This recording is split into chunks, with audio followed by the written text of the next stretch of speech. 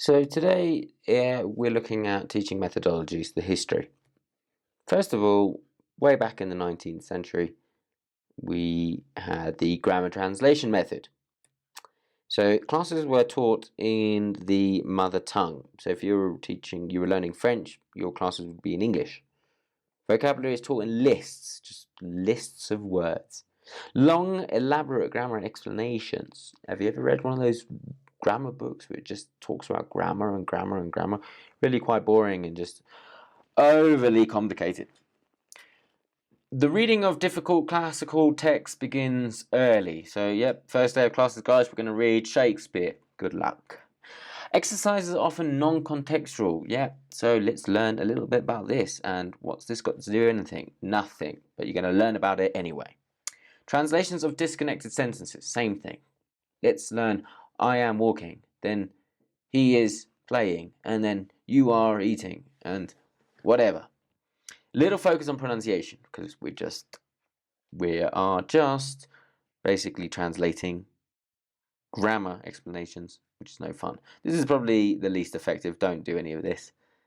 This is the no, and this is why traditional classrooms are maybe still a little bit far behind. Yeah. Direct method, 1930s. Okay, classroom instruction in the target language. Aha! So now you've got being taught in French if you're learning French. Only everyday vocabulary and sentences are taught, so maybe 1,000 to 2,000 words, the most important vocabulary, and sentences. Focus on oral question and answer type classes in small intensive groups. So they're starting to open it up to more talking in smaller groups, and that's always a more effective way to learn, more personalized. Grammar is taught inductively, so now we're given the rules and then we're taught to practice those rules. The new grammar points are taught through modeling and practice. So same thing, showing the rules and then taught through practice. Concrete vocabulary was taught through demonstration, objects and pictures, abstract vocabulary by association of ideas. So there's some sort of modern day parts here, showing vocabulary through pictures and objects, and abstract vocabulary by the association of ideas. What is evolution? How can you associate the idea of evolution to other ideas? Something like that. So it's quite modern now. You're starting to see some similarities with modernity. It was a long time ago, 1930s. Speech and listening are both taught now. So I'm assuming with the 1930s there was more technology, and they could start using tapes, perhaps. But if not, then this method was limited because of the time. It was only really possible in countries that were close together. So in Europe, for example, where you could have this kind of exchange of cultures relatively easily.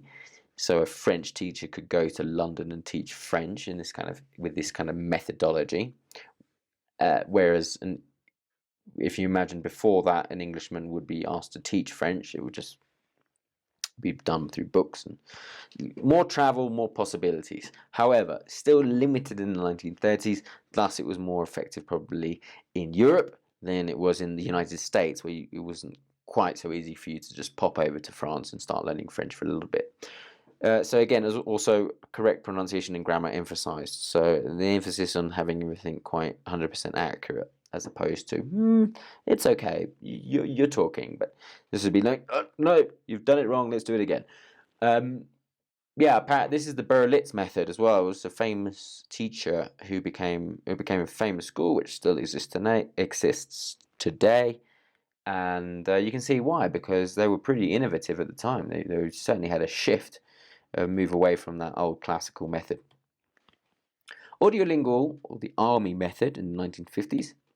So new material presented in dialogue form, dependence on mimicry and memorization of set phrases, structural patterns taught using repetitive drills, little or no grammar explanation. Grammar is taught by inductive analogy analogy, rather than deductive explanation.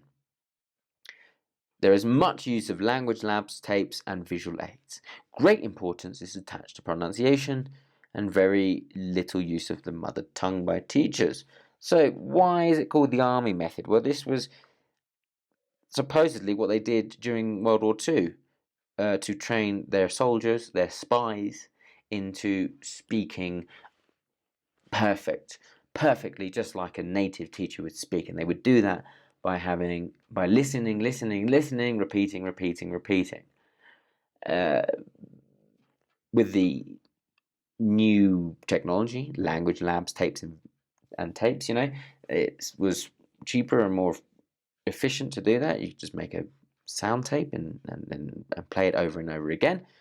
And that little emphasis on grammar or any explanation of it, which is quite similar to how we learn languages when we're kids. We're not really told about how, in fact, in our first language throughout the years, there's no emphasis on the grammar. You just learn through speaking or listening and then speaking.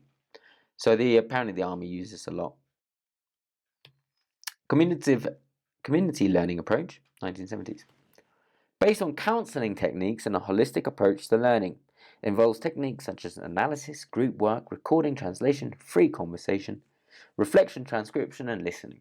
Inclusive supportive classroom.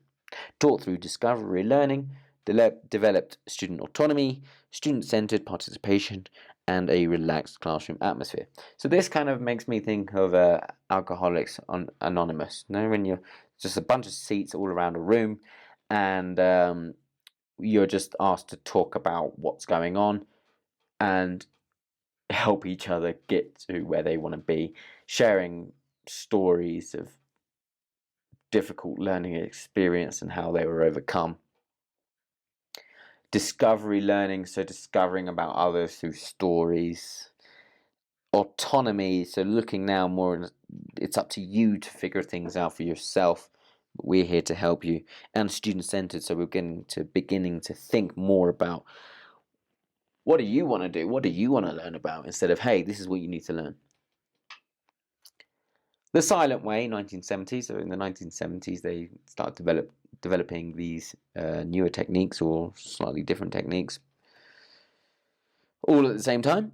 Learning is facilitated if the learner discovers or creates rather than remembers and repeats, which is to be learned. So similar to the other approach, it's this idea of the human curiosity will force people to figure things out for themselves, and that becomes like real knowledge rather than just information. Learning is accompanied by physical objects. So yeah, maybe they were updating classrooms and they figured that it would be better to bring things into the classroom. And the idea of kinesthetic learning, maybe through touch. Learning is facilitated through problem solving involving the material to be learned. So yeah, critical thinking, a little bit more in-depth problem solving, making it a little bit more meaningful, the learning. Total physical response, 1970s. So it typically uses the imperative mood. So do this, stand up. No verbal response necessary. Principles of child language acquisition important. Effective at the early beginning stages, but also limited. So if you know what children are like when they're only 2 years old or a year and a half, 18 months, up to 3 years, they can't really talk. They can say a few words here and there. However, they can understand you. So you can say something to them like, don't do that, or come here, or you can wave at them and say hello, and they'll wave back at you. They won't say hello back, but they'll wave back at you. Or they'll stop doing what they've been asked to do or to not do. So they understand what you're saying, they just haven't got the ability to respond. And this is similar to those very early students who you encounter who've not learned the language at all yet. They'll kind of understand you, so they'll respond to you, but they won't be able to. They'll respond physically, or they'll stop doing, or they'll move about as you wish them to, but they won't be able to talk and say, "Okay, teacher, that sounds great." Takes time. It's a delayed language. It's a delayed learning process. It takes time to learn a language. So the naturalistic approach, also now in the 1980s, moving ahead. The pre-production stage is the development of listening comprehension skills. So very much audio, using audios now, videos, listen to this, repeat, listen to this, repeat. The last stage consists of extending the production through games, role plays, and open-ended dialogues, discussions in extended small group work. So you can see some similarities to today. Extending the production. Similar to TPR, this approach benefits earlier learners who have yet the ability to speak. So this idea of, rather than the audio lingual method of just, listen and repeat, drill, drill, drill, drill, this at least takes it a step further and says, well, now that you've listened to the information, now you can actually use it and produce something from it.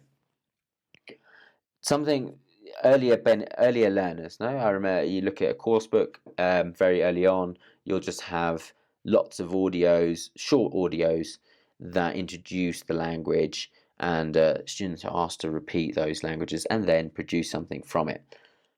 So you see it in today's course books too. So then we moved on to the communicative language approach, which is pretty much what happens today, which goals are based on all aspects, so grammatical, discourse, functional, social, linguistic, and strategic, of communication. So now let's take everything. Everything's important, whether we're looking at the grammar or we're looking at how we're going to use this or what's this going to be used for. We can incorporate all of it. Language techniques are designed to engage learners in a pragmatic, authentic, functional, meaningful way. So yeah, engaging them by making it more relevant to their lives, making it more interesting, talking about themselves, talking about using real life articles, news articles, things like that. Fluency and accuracy are seen as complementary principles. Accuracy is sacrificed at some stages to make the use of language more meaningful.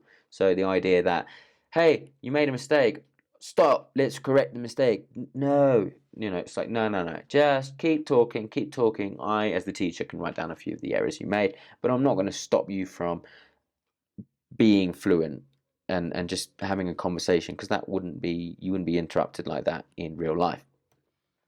A focus on skill-based learning for productive and receptive communication. So yeah, making like what you're learning in class actually useful to your real life, like developing skills. Presentation skills could be, public speaking skills, planning skills, whatever it may be. They're all going to be useful for real life. The role of the teacher is of a facilitator and guide, and less of an all-knowing being. So teachers are now not expected to be an absolute master in English. They're just expected to facilitate the tasks, the resources available to them, and guide the students through the learning process. Not carry them, but guide them through it. Students are encouraged to make meaningful linguistic interaction with each other. So, hey, talk about it. What do you think? What do you think? Yeah? Share those ideas.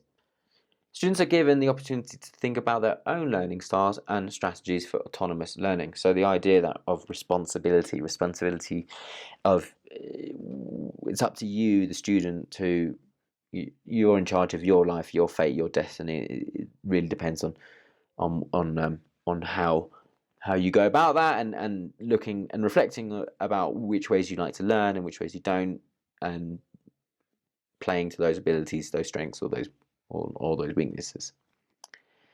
So then lastly, we've got the eclectic approach. So this idea that there's no one way fits all. With all these methodologies at your disposal, it is important to look at your approach to a class based on the needs of the students. So apart from the classical method, which I doubt really works very well. I mean, it might work for advanced learners who you might present classical texts. You might teach them grammar explanations, in-depth grammar explanations, but at the end of the day, you can really, none of these are redundant. Just because another methodology came along doesn't mean to say the other one isn't really effective. So drilling still important, like the army method can still work. even that 19, the direct method, has a lot of good points in it. What's not so good is perhaps the idea of teaching not in the mother tongue. So, but sometimes for lower levels, you might want to teach in their mother tongue because it helps them to explain it. So just because it doesn't make them redundant that another methodology came afterwards. You can incorporate all of these methodologies depending on who you're teaching. So having a dynamic approach to your class pays off. Being a risk taker as a teacher and trying calculating new activities and being innovative can inspire newer methodologies that aren't fully understood yet. So you're encouraged to try new things, get creative, create your own material. You might have the new way of doing things for the next 50 years. Let's look at technology. Technology is the thing that's changing the fastest. How can I incorporate technology into the classroom? So there may be some newer ways of teaching in the future. Who knows? 4 C's: critical thinking, communication, collaboration, and creativity. So these are kind of 21st century skills that are incredibly important. The idea of critical thinking, so judging or evaluating the information that you are getting and saying, is this actually good information? Where is this information coming from? Very important with all this social media fake news. Communication, the idea that we need to communicate our ideas. We live in a world together, so we better get good at telling each other how we feel, what our plans are, what our goals are. Collaboration, we built the society together, so we should work it out together as well. It's not necessarily a competition to learn English the fastest. It's about helping each other to get to where we want to be. And creativity, so thinking outside of the box, finding other ways of doing things. This is important to thinking about the problems that we face today. How can we create great solutions to all these problems that we have? So you've leveled up. That was the history of teaching methodologies. It'd be great if you can share your thoughts in the comments below.